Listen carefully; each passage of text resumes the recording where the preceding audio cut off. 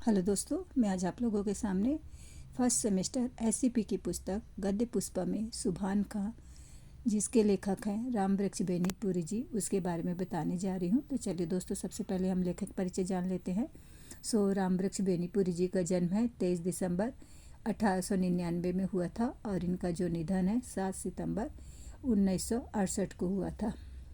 ये प्रसिद्ध साहित्यकार भी हैं और ये आज की युवा पीढ़ी के प्रेरणा स्रोत भी हैं। इनकी प्रमुख कृतियाँ जो हैं यहाँ देख लेते हैं कि इनकी प्रमुख कृतियाँ हैं चिता के फूल, शब्द चित्र संग्रह, लाल तारा, माटी की मूर्ति। देन आगे चलते हैं दोस्तों। तो चलिए हम यहाँ पे से लेसन शुरू करते हैं। यहाँ पे लेसन में जो है रेखा चित्र है, जो कि जो लेखक है सुभान खां के बारे में बताते हैं कि वो कैसे थे। तो यहाँ पे चलिए दोस्तों, क्या आपका अल्लाह, लेखक क्वेश्चन करते हैं सुभान खान से, जब वो छोटे रहते, क्या आपका अल्लाह पश्चिम में रहता है, वह पूरब में क्यों नहीं रहता? सुभान दादा की लंबी सफ़ेद चमकीली रोब जमात बरसाती दाढ़ी में अपनी उंगलियों को घुमाते हुए मैंने पूछा। उनकी चौड़ी उभरी पेशानी पर एक उल्लास की झलक और दाढ़ी मूछ की सघनता में दबे पतले ओठों पर एक मुस्कान की रेखा दौड़ गई। अपनी लंबी बाहों की दाहिनी हथेली से मेरे सिर पर सहलाते हुए उन्होंने कहा, नहीं बबुआ, अल्लाह तो पूरब पश्चिम उत्तर दक्षिण सब और है। तो फिर आप पश्चिम मुंह खड़े होकर ही नमाज क्यों पढ़ते हैं? तब यहाँ पे सुभान खां कहते हैं कि पश्चिम और के मुल्क में अल्लाह के रसूल आए थे। जहाँ रसूल आए थे वहाँ हमारे तीर्थ हैं। उन्हीं तीर्थों की ओर मुँह करके अल्लाह को याद करते हैं। वे तीर्थ यहाँ से कितनी दूर है? बहुत दूरी, जहाँ सूरज देवता डूबते हैं। नहीं, उससे कुछ इधर ही। आप उन तीर्थों में गए हैं सुभान दादा? देखा, सुभान दादा की बड़ी बड़ी आंखों में आंसू डबडबाया। उनका चेहरा लाल हो उठा। भाव विभोर हो गदगद कंठ से बोले, वहाँ जाने में बहुत खर्च पड़ते हैं बबुआ। मैं गरीब आदमी ठहरा, इस बुढ़ापे में इतनी मेहनत मशक्क़त कर रहा हूँ कि कहीं कुछ पैसे बचा पाऊँ और उस पाक जगह की जियारत कर पाऊँ। उनकी आंखों को देखकर मेरा बचपन का दिल भी भावना से ओतप्रोत हो गया। मैंने उनसे कहा, मेरे मामा जी से कुछ कर्ज क्यों नहीं ले लेते दादा? कर्ज के पैसे से तीर्थ करने में सवाब नहीं मिलता बबुआ। अल्लाह ने चाहा तो 1-2 साल में इतने पैसे जमा हो जाएंगे कि किसी तरह वहाँ जा सकूँ। वहाँ से मेरे लिए कुछ सौगात लाइएगा ना? क्या लाइएगा? वहाँ से लोग खजूर और छुआरे लाते हैं। हाँ, मेरे लिए छुआरे ले आइएगा, लेकिन 1 दर्जन से कम नहीं लूँगा। सुभान दादा की सफ़ेद दाढ़ी के बीच उनके सफ़ेद दांत चमक रहे थे। कुछ देर तक मुझे दुलारते रहे, फिर कुछ रुक कर बोले, अच्छा जाइए खेलिए, मैं ज़रा काम पूरा कर लूँ। मजदूरी भर काम नहीं करने से अल्लाह नाराज़ हो जाएंगे। क्या आपके अल्लाह बहुत गुस्सावर है? मैंने तुनक कर बोला। आज दादा सुभान दादा बड़े ज़ोरों से हंस पड़े। फिर एक बार मैंने सिर पर हथेली फेरी और बोले, बच्चों से बहुत खुश रहते हैं बबुआ, वह तुम्हारी उम्र दराज करे। कहकर मुझे अपने कंधे पर लिया। मुझे लेते हुए दीवार के नज़दीक आए, वहाँ उतार दिया और झट अपनी करनी और वसूली में दीवार पर काम करने लगे। सुभान खां एक अच्छे राज समझे जाते हैं। जब घर की दीवारों पर कुछ मरम्मत की ज़रूरत होती है, उन्हें बुला लिया जाता है। आते हैं, 5-7 रोज़ वहीं रहते हैं, काम ख़त्म करके जाते हैं। लंबा चौड़ा तगड़ा बदन, इतना पेशानी चौड़ी, भवें बड़ी सघन और उभरी आँखों के कोनों में कुछ लाली और पुतलियों में कुछ नीलेपन की झलक, नाक असाधारण ढंग में नुकीली, दाढ़ी सघन, इतनी लंबी कि छाती तक छू जाए। वह छाती जो बुढ़ापे में भी फैली फूली हुई है। सिर पर हमेशा एक ही दुपलिया टोपी पहने होते हैं और बदन में नीमस्तीन, कमर में कच्छे वाली धोती, पैर में चमरौदा जूता, चेहरे से नूर टपकता, मुंह से शहद झरता।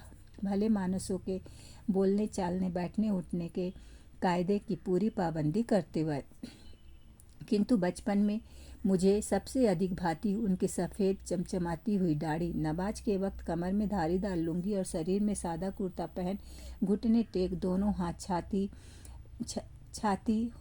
छाती में जरा ऊपर उठा आधी आंखें मूंदकर जब वह कुछ मंत्र सा पढ़ने लगते, मैं विस्मय विमुग्ध होकर उन्हें देखता रह जाता। मुझे ऐसा मालूम होता सचमुच उनके अल्लाह वहाँ आ गए हैं। दादा की झपकती आंखें उन्हें देख रही हैं। वे ओठों की बातें उन्हीं से हो रही हैं। एक दिन बचपन के आवेश में मैंने उनसे पूछ भी लिया, सुभान दादा, आपने कभी अल्लाह को देखा है? यह क्या कह रहे हो बबुआ? इंसान इन आँखों से अल्लाह को नहीं दे सकता। मुझे धोखा मत दीजिए दादा, मैं सब देखता हूँ। आप रोज़ आधी आँखों से उन्हें देखते हैं, उनसे बुदबुदा बातें करते। हाँ हाँ, मुझे चकमा दे रहे हैं आप। मैं उनसे बातें करूँगा, मेरी ऐसी तकदीर कहाँ? फिर सिर्फ रसूल की उनसे बातें होती हैं बबुआ। ये बातें कुरान में लिखी है। अच्छा दादा, क्या आपके रसूल को भी दाढ़ी थी? हाँ हाँ, थी, बड़ी खूबसूरत लंबी सुनहरी। अब भी उनकी दाढ़ी के कुछ बाल मक्का में रखे हुए। हम अपने तीरथ में उन बालों के भी दर्शन करते हैं। बड़ा होने पर जब दाढ़ी होगी मैं भी दाढ़ी रखाऊंगा। दादा, खूब लंबी दाढ़ी। सुभान दादा ने मुझे उठाकर गोद में ले लिया, फिर कंधे पर चढ़ाकर इधर उधर घुमाया, तरह तरह की बातें सुनाई, कहानियाँ कही, मेरा मन बहलाकर कि अपने काम में लग गए। मुझे मालूम होता था और काम और अल्लाह, ये ही दो चीज़ें संसार में उनके लिए सबसे प्यारी है। काम करते हुए अल्लाह को नहीं भूलते थे और अल्लाह से फुर्सत पाकर फिर झट काम पे जुट जाना पवित्र कर्तव्य समझते थे। और काम और अल्लाह का यह सामंजस्य उनके दिल में प्रेम की वह मंदाकिनी बहाता रहता था, जिससे मेरे जैसे बच्चे भी बड़े मज़े में डुबकियाँ लगा सकते थे, चुबकियाँ ले सकते थे। नानी ने कहा, सवेरे खा लेना, आज तुम्हें हुसैन साहब के पैक में जाना होगा। सुभान खां आते ही होंगे। जिन कितने देवताओं की मनौती के बाद माँ ने मुझे प्राप्त किया था, उनमें एक हुसैन साहब भी थे। 9 साल की उम्र तक जब तक जनेऊ नहीं हो गई थी, मुहर्रम के दिन मुसलमान बच्चों की तरह मुझे भी ताजिए के चारों ओर रंगीन छड़ी लेकर कूदना पड़ा और गले में गंडे पहनने पड़े। मुहर्रम उन दिनों मेरे लिए कितनी खुशी का दिन था। नए कपड़े पहनना, उछलता कूदता, नए चेहरे और तरह तरह के खेल देखता, धूम धक्कड़ में किस तरह 4 पहर गुजर जाते। इस मुहर्रम के पीछे जो रोमांचकारी, हृदय को पिघलाने वाली, करुण रस से भरी दर्द अंग्रेज घटना छिपी है, उन दिनों उसकी खबर भी कहाँ थी। खैर, मैं नहा धोकर पहन ओढ़कर इंतजार ही कर रहा था कि सुभान दादा आ पहुँचे।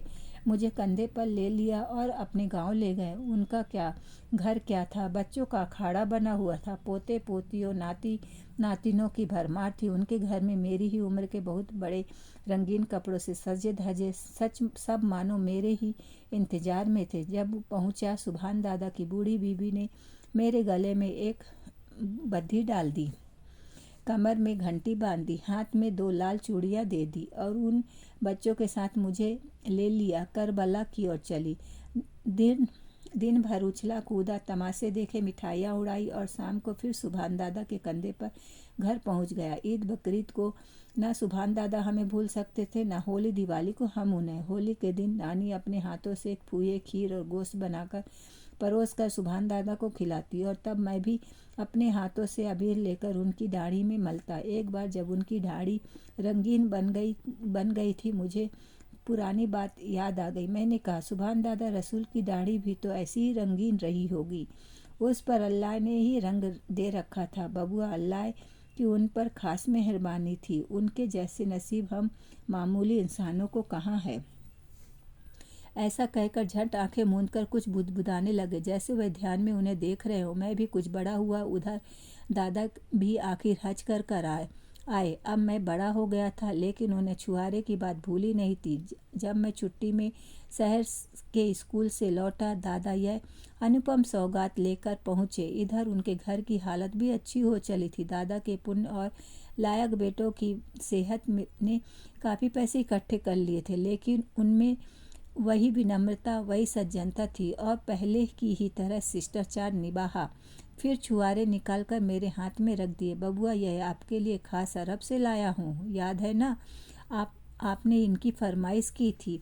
उनके नाखूने आनंद तिरेक से हिल रहे थे। छुआरे लिए सिर चढ़ाया। ख्वाहिश हुई आज फिर मैं बच्चा हो पाता और उन कंधे से लिकट कर उनकी सफ़ेद दाढ़ी में जो अब सचमुच नूरानी हो चली है उंगलियां घुसा कर उन्हें दादा दादा कहकर पुकार उठता। लेकिन ना मैं अब बच्चा हो सकता, ना जवान में वह मासूमियत और पवित्रता रह गई। अंग्रेजी स्कूल के वातावरण ने अजीब अस्वाभाविकता हर बात में ला दी है। पर हाँ, शायद एक ही चीज़ अब भी पवित्र रह गई थी, आँखों के आंसू की छलकन से अपने को पवित्र कर चुपचाप उनके चरणों में श्रद्धांजलि चढ़ा दी।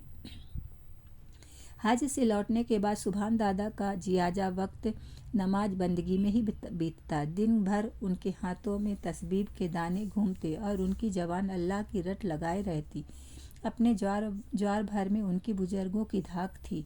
बड़े बड़े झगड़ों की पंचायतों में दूर दूर के हिंदू मुसलमान उन्हें पंच मुकर्रर करते। उनकी ईमानदारी और दयानतदारी ही कुछ ऐसी धूम थी कि सुभान दादा का एक अरमान था मस्जिद बनाने का। मेरे मामा का मंदिर उन्होंने ही बनाया था। उन दिनों वह साधारण राज थे, लेकिन तो भी कहा करते थे, अल्लाह ने चाहा तो मैं एक मस्जिद ज़रूर बनाऊंगा।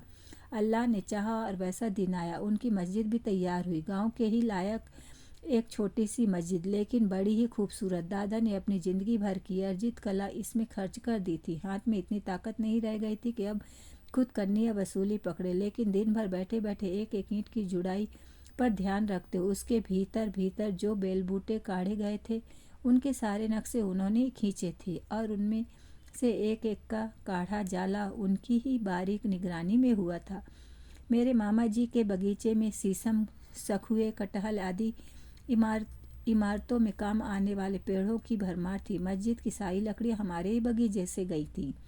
जिस दिन मस्जिद तैयार हुई थी, सुभान दादा के ज्वार भर के प्रतिष्ठित लोगों को न्योता दिया था। जुमा का दिन था। कितने मुसलमान थे, सब ने उसमें नमाज पढ़ी। जितने हिंदू आए थे उनके सत्कार के लिए दादा ने हिंदू हलवाई रख कर तरह तरह की मिठाइयाँ बनवाई, पान इलायची का प्रबंध किया। अब तक भी लोग उस मस्जिद के उद्घाटन के दिन की दादा की मेहमानदारी भूले नहीं। जमाना बदला। मैं अब शहरों में ज़्यादातर रहता हूँ और शहर आए दिन हिंदू मुस्लिम दंगों के अखाड़े बन जाते हैं। आए दिन देखिएगा, एक ही सड़क पर हिंदू मुस्लिम चल रहे हैं, एक ही दुकान पर सौदे खरीद रहे हैं, एक ही सवारियों पर जानू बजानू आ जा रहे हैं, एक ही स्कूल में पढ़ रहे हैं, एक ही दफ्तर में काम कर रहे हैं कि अचानक सबके सिर पर शैतान सवार हो गया। भगदड़, मारपीट, खून खराबा, आगजनी, सारी खुरापतों की छूट, ना घर महफूज, ना शरीर, ना इज्जत, प्रेम, भाईचारे और सौहार्दता के स्थान पर घृणा, विरोध और नृशंस हत्या का उल्लंघन नृत्य।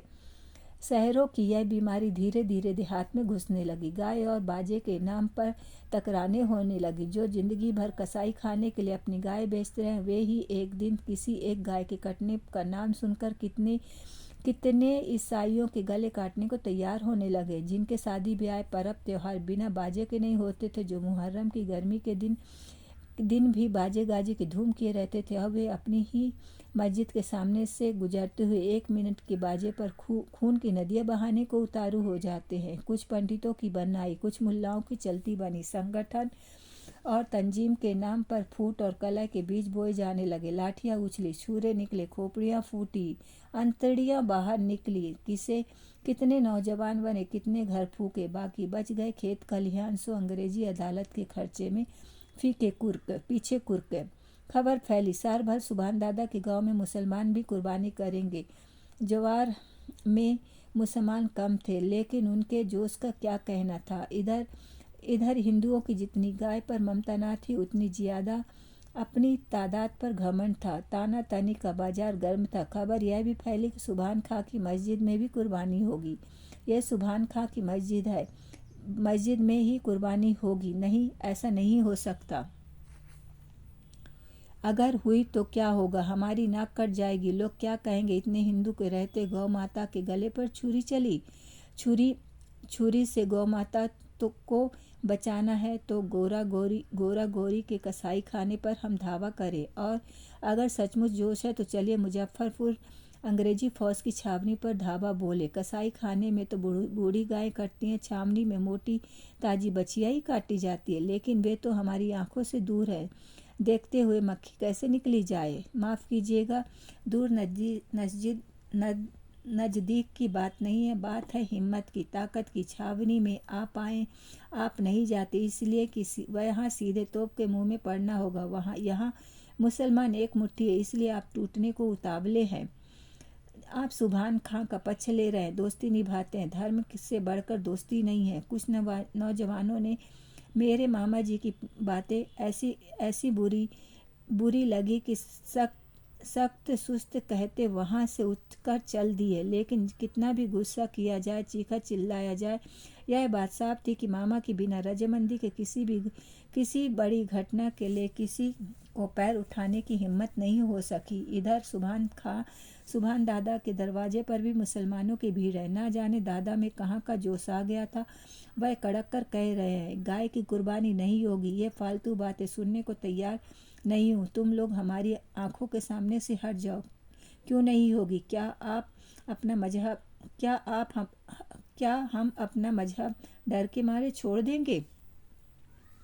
मैं कहता हूँ यह मजहब नहीं है। मैं हज से हो आया हूँ, कुरान मैंने पढ़ी है। गाय की कुर्बानी लाजमी नहीं है। अरब के लोग दुम्बे और ऊँट की कुर्बानी अमूनन करते हैं, लेकिन हम गाय की ही कुर्बानी करें तो वे रोकने वाले होते कौन हैं? हमें मजहब में दखल अंदाजी क्यों करेंगे? हमारे मजहब में वे दखल अंदाजी क्यों करेंगे? उनकी बात उनसे पूछो। मैं मुसलमान हूँ, कभी अल्लाह को नहीं भूला हूँ। मैं मुसलमान की हैसियत से कहता हूँ, मैं गाय की कुर्बानी ना होने दूंगा। दादा की समूची दाढ़ी हिल रही थी, गुस्से से चेहरा लाल हो गया, होंठ फड़क रहे थे, शरीर तक हिल रहा था। उनकी वह हालत देख सभी चुप रहे थे, लेकिन एक नौजवान बोल उठा, आप बड़े हैं, आप अब अलग बैठिए, हम काफिरों से समझ लेंगे। दादा चीख उठे, कल्लू के बेटे, जवान संभाल कर के बोल, तू किन्हें काफिर कह रहा है? और मेरे बुढ़ापे पर मत जा। मैं मस्जिद में चल रहा हूँ। पहले मेरी कुर्बानी हो लेगी, तब गाय की कुर्बानी हो सकेगी। सुभान दादा वहाँ से उसी तनातनी की हालत में मस्जिद से आए, नमाज पढ़ी, फिर तस्बीह लेकर मस्जिद के दरवाजे की चौखट पर मेरी लाश पर होकर ही कोई भीतर घुस सकता है कहकर बैठ गए। उनकी आंखें मूंदी है, किंतु आंसुओं की झड़ी उनके गाल से होती उनकी दाढ़ी को भिगोती हुई अजस्र रूप में गिरती जा रही है। हाथ में तस्बीह के दाने हिल रहे हैं और होठों पर जरा जुम्बिश है, नहीं तो उनका समूचा शरीर संगमरमर की मूर्ति सा लग रहा है, निश्चल निस्पंद। धीरे धीरे मस्जिद के नज़दीक लोग इकट्ठे होने लगे, पहले मुसलमान फिर हिंदू। अब गाय की कुर्बानी का सवाल दादा की आंसुओं की धारा में बहकर ना जाने कहाँ चला गया। वह साक्षात देवदूत से दिख पड़ते थे। देवदूत जिनके रोम रोम में प्रेम और भाईचारे का संदेश निकलकर वायुमंडल को व्याप्त कर रहा था। अभी उस दिन मेरी रानी मेरे 2 वर्ष जेल में जाने के बाद इतने लंबे अरसे तक राह देखती रही, आखिर मुझसे मिलने गया सेंट्रल जेल में आई। इतने दिनों की बिछड़न के बाद मिलने पर जो सबसे पहली चीज़ उसने मेरे हाथों पर रखी थी, ये रेशम और सूत के अजीबो गरीब ढंग से लिपटाए डोरे, बूंदिया, गंडे आदि।